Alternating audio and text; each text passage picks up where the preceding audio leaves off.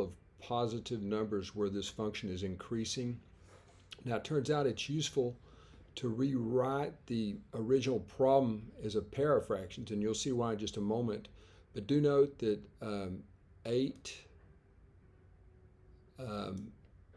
times the cubed root of x, and this is just properties of radicals or exponents, maybe quantity squared, is the same thing as this, right?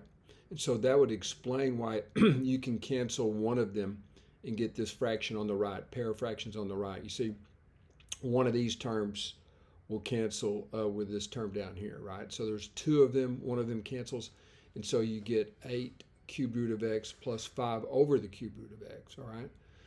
Now, it turns out that's quite useful because there's something called the AM-GM inequality that allows us to deal with expressions just like this. So that inequality in its more general form looks like this: a plus b over 2, which is just the arithmetic mean, or just the mean, just the plain old average, is going to be greater than or equal to the square root of the product. Okay, again, so we're using methods of algebra and not calculus to solve this problem. Normally you would take the derivative, set it equal to 0, find out when the derivative is positive, but we can do it this way. Now there's an understood 2 and the square root is the index. That's kind of nice. This thing generalizes for 3. If this was a plus b plus c, you would be dividing by 3, and this would be a 3 right here. So this 2 and this 2 are kind of duals. And again, a fundamental inequality that relates addition and multiplication. Now the rest of it follows quite nicely. What really makes it tick is that these two guys just cancel out, right? This term and this term, the cube root of x cancels, leaving the product 8 times 5, which is 40. When you multiply through by 2, you get that this expression that we're seeking to find out where it increases is strictly greater than or equal to 2 root 40, but when you multiply by 2. Now this is the same as what 4 root 10, right? If you can think of 40 as 4 times 10, the square root of 4 is 2, but you already have a 2 here. So this is equal to 4 square root 10. Not that we necessarily need to know that, okay? Now equality happens exactly when a plus b, a and b are equal to each other. A simple example right here would be to take a look at 7 plus 7. This is just an example. 7 plus 7 over 2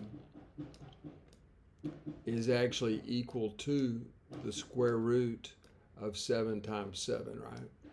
So the equality condition, which is what we're interested in here actually, happens when the two input values are equal to each other. So that's why we're setting 8 times the cube root of x equal to 5 over the cube root of x.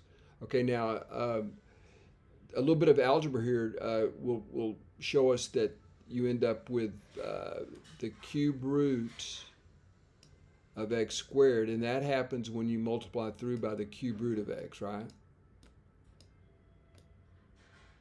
Okay. Now to the right of the solution to this is going to be the interval that we're looking for, okay, is why we're interested in this.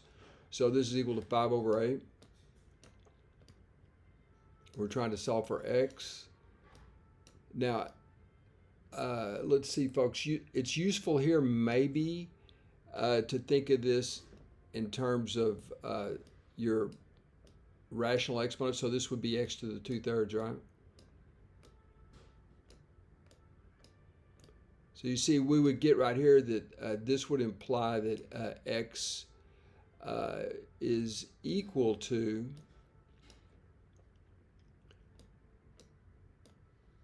5/8 raised to the 3/2.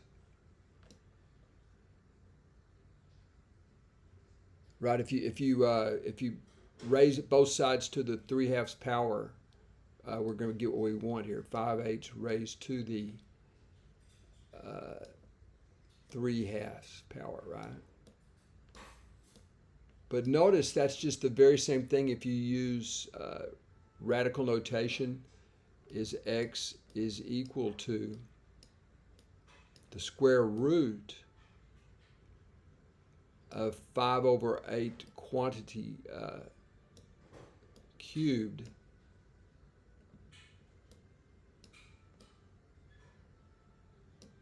quantity cubed square root, right? Okay, this again, it's cubed, sorry, that's cubed, right? And then the square root. And so, folks, this would be equal to the square root of, dear, what is that? That's 125 over 512.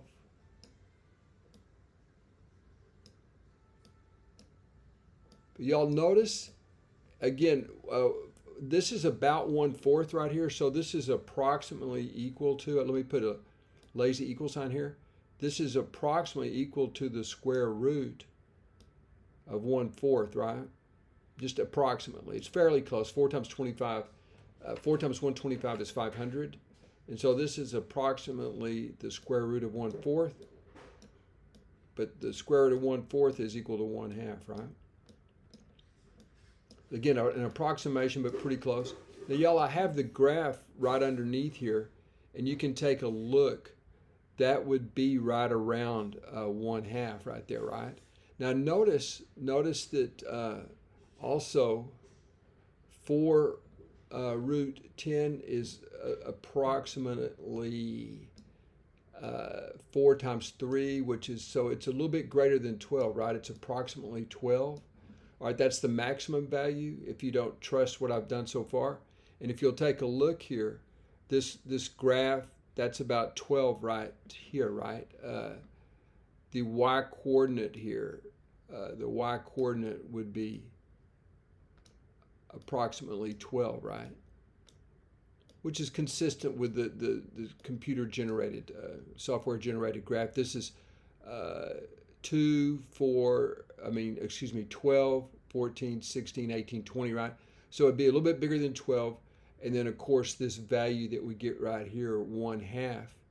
And again, y'all, approximations here, but it makes you trust this arithmetic mean, geometric mean inequality. Now, again, approximations there, very close approximations. So what we do know at this point right now is that the interval in question where the graph would be increasing would be the interval, the square root. Now this is exact. The square root of 125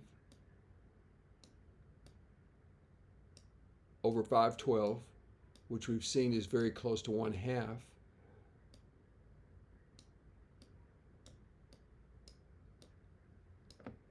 Comma infinity. That's the interval where this graph is increasing. We never had to even know how to spell the word derivative.